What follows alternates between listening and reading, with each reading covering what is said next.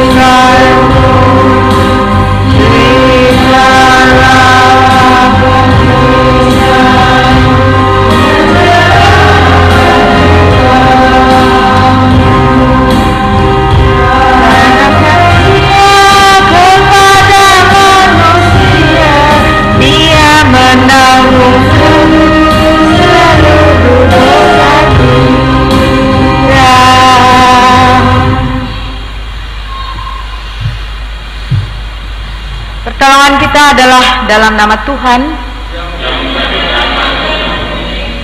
yang memelihara kesetiaannya sampai selama-lamanya. Anugerah dan sejahtera dari Allah Bapa, Anak dan Roh Kudus menyertai saudara-saudara sekalian. Nas pembimbing dalam kebaktian minggu ini diambil dari Injil Markus pasal 9 ayat yang ke-7 yang berbunyi, maka datanglah awan menaungi mereka, dan dari dalam awan itu terdengar suara, inilah anak yang kukasihi, dengarkanlah dia. Lalu awan menaungi mereka, dan suatu suara terdengar dari awan itu, inilah anakku yang kukasihi. Tuhan Allah Bapa kami di dalam Yesus Kristus yang penuh dengan kebaikan, Bapa yang selalu memperhatikan kami, yang mengetahui apa yang menjadi kerinduan kami.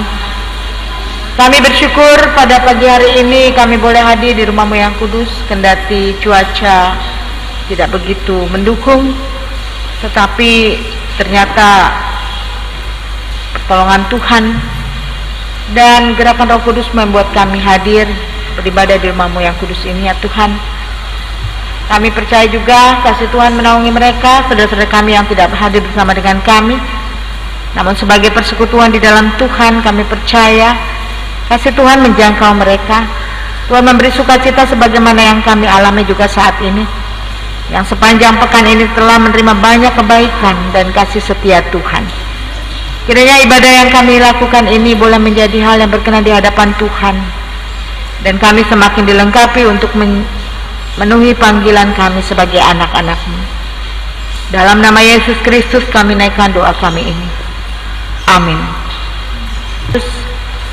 Matius pasal 22 ayat ke-37 sampai dengan 40. Jawab Yesus kepadanya, kasihilah Tuhan Allahmu dengan segenap hatimu, dan dengan segenap jiwamu, dan dengan segenap akal budimu. Itulah hukum yang terutama dan yang pertama. Dan hukum yang kedua yang sama dengan itu ialah, kasihilah sesamamu manusia seperti dirimu sendiri. Pada kedua hukum inilah tergantung seluruh hukum Taurat dan kitab para nabi. Saudara, marilah kita dengan penuh kerendahan hati mengaku segala dosa-dosa kita. Karena jika kita berkata bahwa kita tidak berdosa, maka kita menipu diri kita sendiri dan kebenaran itu tidak ada di dalam kita. Jika kita mengaku dosa kita, maka Ia adalah setia dan adil, sehingga Ia akan mengampuni segala dosa kita dan menyucikan kita dari segala kejahatan. Jika kita berkata bahwa kita tidak ada berbuat dosa, maka kita membuat Dia menjadi pendusta dan firman-Nya tidak ada di dalam kita. Kita awali dengan mengaku dosa secara pribadi di dalam hati kita masing-masing. Dan ya Tuhan, kami telah berbuat dosa terhadap-Mu. Kami telah berdosa terhadap sesama kami dalam pikiran, perkataan, dan perbuatan. Telah banyak kami menyimpang dari jalan-Mu yang benar. Ampunilah dosa kami ya Tuhan. Kasihanilah kami ya Tuhan. Kasihanilah kami ya Kristus. Kasihanilah kami ya Tuhan. Amin. Saudara, dengarlah firman Tuhan yang berkenan mengampuni dosa-dosa kita, yang diambil dari surat Efesus pasal pertama ayat yang ke-7. Sebab di dalam Dia dan oleh darah-Nya kita beroleh penebusan, yaitu pengampunan dosa menurut kekayaan kasih karunia-Nya. Dalam nama Allah Bapa, Anak dan Roh Kudus, kami beritakan kepada saudara semua yang dengan tulus ikhlas mengaku dosa di hadirat Allah serta mencari keselamatannya hanya kepada Yesus Kristus, bahwa Allah mengampuni dosanya. Amin.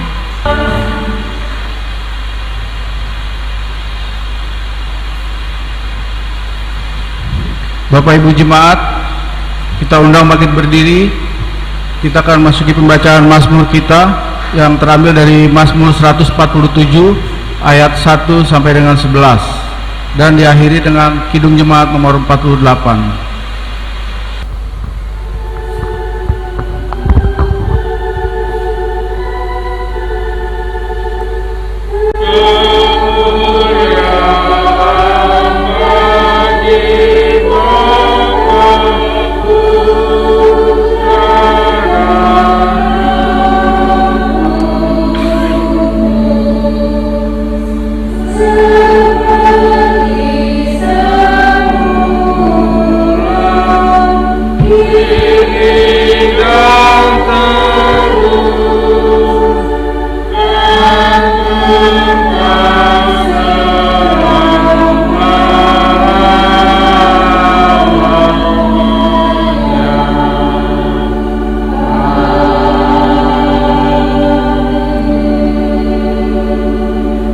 Bapak Ibu Jemaat, persilakan duduk kembali.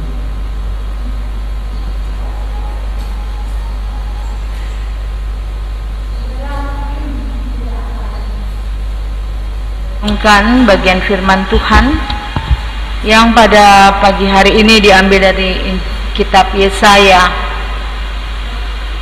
Yesaya pasal ke-40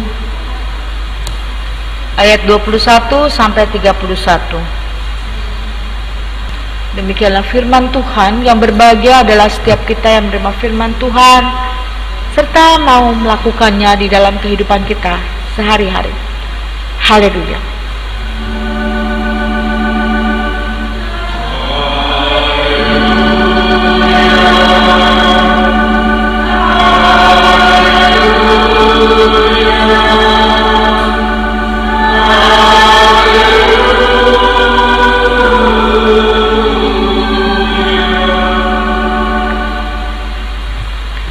Saudara, beberapa waktu lalu ada iklan yang sangat terkenal, ya, iklan rokok itu.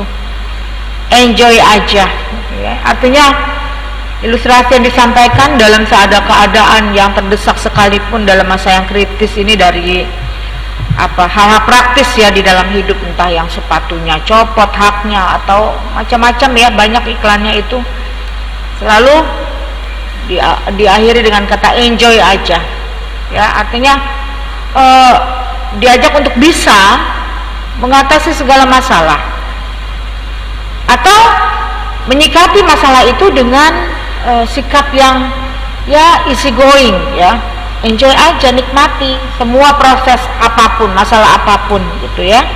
Nah, kata enjoy aja, nikmati saja, itu bukan suatu hal yang mudah gitu ya. Kalau kita menghadapi permasalahan ya, apakah kita bisa bilang enjoy aja ya, nikmati aja masalah ini, jalani saja proses itu. Tapi bukan juga satu hal yang mustahil kalau kita akhirnya bisa bilang kita mau berproses, kita mau enjoy, kita mau menikmati semua proses yang kita jalani, ya semua hal yang terjadi dalam hidup kita. Saudara, dalam hidup kita sebagai orang percaya, ketika kita hadir sebagai orang yang punya pengharapan, ya orang yang menyatakan bahwa kita ini orang yang percaya, orang yang bergantung kepada Allah, ya. Ketika kita mengalami kesusahan, ketika kita mengalami kebahagiaan, ya, tapi relasi kita dengan Tuhan adalah suatu hal yang seharusnya tetap terpelihara, yaitu melalui komunikasi dalam doa, mengharap akan jawaban yang terbaik dalam hidup kita. Kalau kita ada dalam kebahagiaan, kita pasti bersyukur, dan di dalam kesusahan, kesulitan, persoalan, kita juga datang kepada Dia dan kita menantikan jawaban yang pasti dari Tuhan, jawaban doa dari Allah atas persoalan yang kita hadapi. Bagaimana dalam menjalani proses itu? Maukah kita tetap bersabar hati? Relakah hati kita untuk tetap menunggu respon Allah, ya, memberikan jawabnya, apalagi kalau kita sudah ada dalam taraf pesimis, ya, kehidupan yang sangat pesimis, maka bisa saja muncul pertanyaan-pertanyaan, di manakah Engkau Tuhan? Ya, mengapa Engkau tidak menjawab dengan cepat doaku? Di manakah janji-janji Engkau, ya Allah? Nah, ini satu hal yang sering terjadi dalam kehidupan banyak manusia, termasuk juga tentunya kita, termasuk juga apa yang dialami oleh bangsa Israel, saudara. Ya, saudara, apa yang dialami oleh bangsa Israel yang kepadanya Nabi Yesaya memberitakan firman Tuhan ini, ya, janji keselamatan yang diberitakan dalam 40 tahun ini adalah masa-masa akhir umat Israel di pembuangan. Melalui Nabi Yesaya, firman Tuhan yang tadi kita dengar ingin menyadarkan umat Israel untuk melihat, merefleksikan kembali pengalaman kehidupan mereka. Kejatuhan mereka ke pembuangan sebenarnya bukanlah suatu kegagalan mereka sebagai suatu bangsa, apalagi bangsa yang dikasihi Tuhan. Tetapi semuanya itu memang pada akhirnya ada di dalam kuasa kendali Tuhan. Nah, kejatuhan umat Israel ke dalam pembuangan ini, ya kalau dilihat, kalau mau jujur dikatakan, memang adalah konsekuensi dari segala dosa dan kesalahan, pelanggaran umat Israel akan ketentuan-ketentuan Allah, ketentuan yang Allah tetapkan. Dan sekarang pun kalau kita lihat di sini, janji keselamatan yang Tuhan janjikan kepada mereka juga bukan sesuatu hal yang mereka usahakan, ya, yang mereka perjuangkan, tetapi sekali lagi hanya karena karya keselamatan dari Tuhan yang mengasihi mereka, yang memilih mereka sebagai umat pilihannya. Tuhan adalah pencipta yang setia mengasihi ciptaannya dengan janjinya yang kekal. Umatnya tidak dapat membandingkan Tuhan Allah Yahweh itu dengan apapun yang ada di dunia. Inilah yang dikatakan tadi di dalam pembacaan kita, apakah kau menyamakan aku dengan dia, ya. Ayat 25, dengan siapa hendak kamu samakan aku, seakan-akan aku seperti dia. Allah berbicara, apakah aku sama seperti dia? Orang-orang lain, pihak-pihak lain, dewa-dewa sembahan bangsa lain, ya. tidak dapat dan tidak boleh, tidak bisa dibandingkan kuasa Tuhan dengan apapun yang ada di dunia, sebab semuanya ada di dalam kuasanya. Jadi tidak ada alasan apapun yang bisa dipakai oleh bangsa Israel untuk menyangkal atau juga mungkin untuk mempertanyakan kuasa Tuhan, ya. Yang justru harus dipertanyakan adalah bagaimana mereka memperhatikan, mengindahkan ketentuan Tuhan di dalam kehidupan mereka. Sebab ketika mereka tidak mengindahkan kehendak Tuhan, justru disitulah jalan menuju penderitaan itu semakin besar. Sebab jalan dan rancangan Tuhan adalah rancangan keselamatan. Dan ketika mereka berjalan di dalam ketetapan Tuhan, mereka akan merasakan kelengkapan dalam hidup. Mereka bisa mengatakan menikmati proses itu. Jadi tidak ada gunanya bangsa Israel bersungut-sungut atas apa yang terjadi dalam kehidupan mereka selain mau menyerahkan diri kepada Tuhan. Mereka mau seharusnya dengan penuh kesungguhan menyerahkan hidupnya kepada Tuhan yang menjadi pemelihara hidup mereka. Dengan penyerahan diri kepada Tuhan, maka ada kekuatan yang mereka alami. Demikian juga di dalam kehidupan kita, dengan menyerahkan diri kepada Tuhan, ada kekuatan yang akan kita terima dari Tuhan yang memampukan umatnya menjalani hidup. Ini dengan jelas dikatakan di dalam ayat yang ke-29 sampai dengan ayat 31, ya. Jelas sekali betapapun beratnya, lelahnya kita menjalani masa-masa sulit di masa pandemi yang belum berakhir ini, tetapi Tuhan ada bersama dengan kita. Dialah yang memberikan kekuatan, dialah yang memberikan semangat, ya. Dan hidup bersama Tuhan bukan berarti bahwa tanpa penderitaan. Ada banyak air mata yang tertumpah, ada banyak penderitaan yang dialami, ada banyak orang yang kehilangan orang-orang yang mereka kasihi, ada banyak orang yang berjuang untuk tetap survive di dalam kehidupan, untuk memenuhi kehidupan dan kebutuhan mereka. Itu adalah anak-anak Tuhan, orang-orang yang percaya. Jadi jelas memang saudara bahwa hidup bersama Tuhan bukan berarti tanpa penderitaan. Tetapi orang yang menyerahkan hidup kepada Tuhan, kita yang mau menyerahkan hidup kepada Tuhan adalah orang-orang yang mampu menghadapi penderitaan, bukan karena kemampuan dan kekuatan kita, tetapi Tuhan bekerja. Tuhan turut bekerja mendatangkan kebaikan bagi orang-orang yang mengasihinya. Bangsa Israel dikasih Allah, kita umat pilihannya juga dikasih Allah. Biarlah kita tetap setia berproses dalam perjalanan kehidupan ini, di masa-masa pandemik ini. Di dalam proses yang kita jalani, kita percaya Dia ada bersama dengan kita dan menguatkan kita. Amin. Bapak Ibu Jemaat, kita undang bangkit berdiri.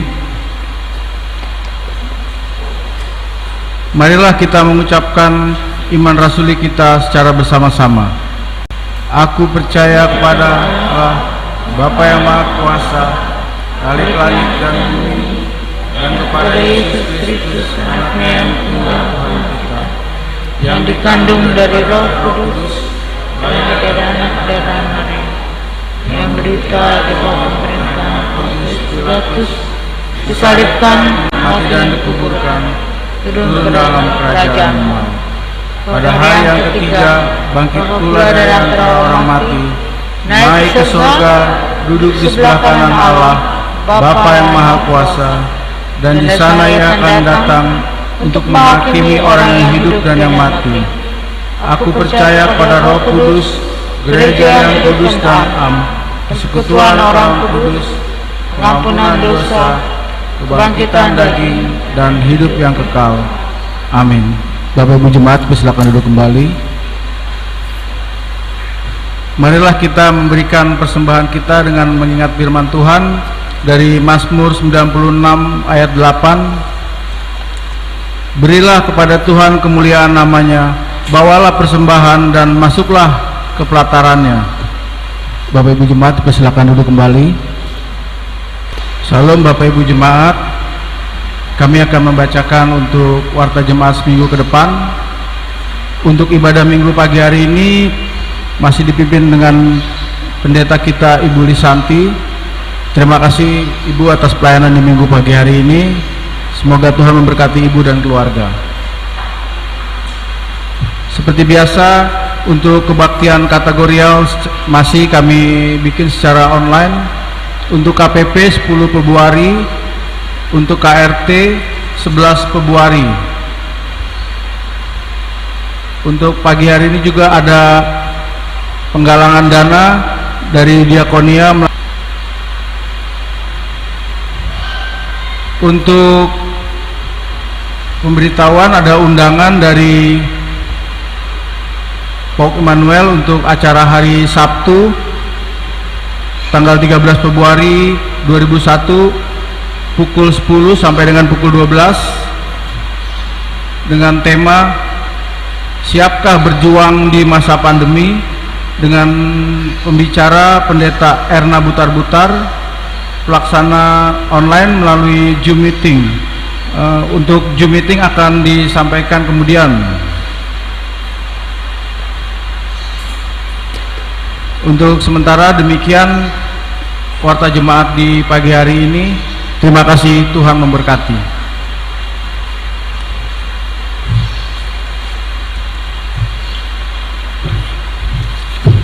Saudara, kita akan menaikkan syafaat kita dan kita akhiri dengan mengucapkan doa Bapa kami bersama-sama. Ya Bapa, inilah doa kami ya Tuhan, yang jauh dari sempurna, yang kami mau sempurnakan dalam doa yang Tuhan Yesus Kristus ajarkan pada kami demikian. Bapa kami yang di surga, dikuduskanlah namamu, datanglah kerajaanmu, jadilah kehendak-mu di bumi seperti di surga. Berikanlah kami pada hari ini makanan kami yang secukupnya, dan ampunilah kami akan kami seperti kami juga mengampuni orang yang bersalah pada kami. Dan jangan bawa kami ke dalam pencobaan, tapi lepaskanlah kami daripada yang jahat, sebab Engkau punya kerajaan dan kuasa dan kemuliaan sampai selama-lamanya. Amin. Saudara, mari kita berdiri. Saudara, pergilah dalam damai sejahtera dan lakukanlah firman Tuhan yang berpesan kepada kita untuk tetap berharap dan yakin akan kasih dan pertolongan Tuhan. Kita nyatakan iman kita melalui pujian Kidung Jemaat 438 baitnya yang pertama.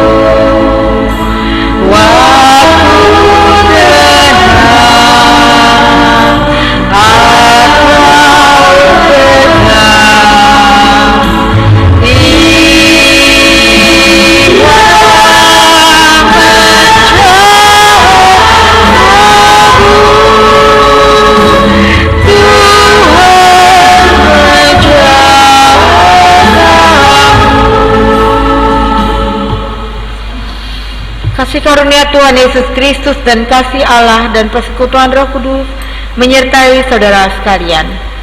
Amin.